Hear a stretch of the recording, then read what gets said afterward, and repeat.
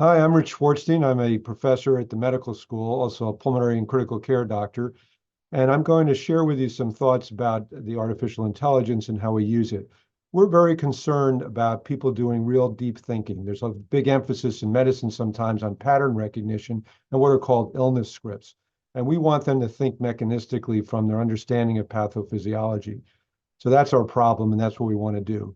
I'm going to take you quickly to some slides that we use to orient the students to this whole concept. I like to start out with this quotation from Albert Einstein that education is really not the learning of facts, but training the mind to think. So this is something you actually have to work on. And I take them through the Bloom's taxonomy, going from just remembering something, I can repeat it back to you, to understanding, applying it to a case, analyzing data, evaluating, and ultimately coming up with a new answer to something, a solution perhaps that has never been even explained to this particular patient.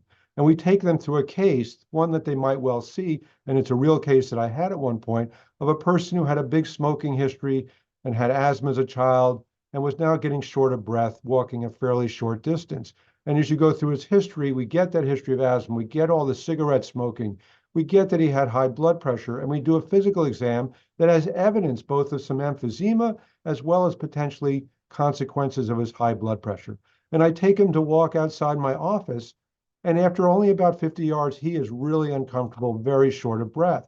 So I took all this information and I put it into ChatGPT for the class, and it gives us this long explanation, and it tells us the problem is a worsening of his obstructive lung disease or his emphysema.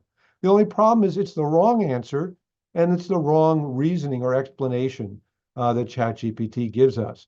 So giving them the limitations of artificial intelligence. And then I take them to the mechanism of disease and show them how this really is due to heart failure, not to his underlying lung disease.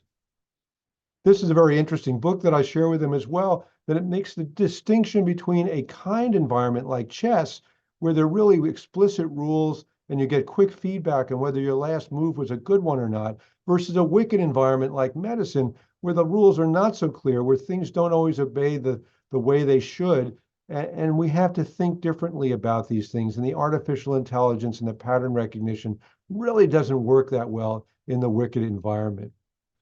What's the result of all this? They are more receptive now to doing this kind of work, to doing the hard work of analytical reasoning and inductive reasoning. And it really sets us up in our courses to push them to do this difficult task.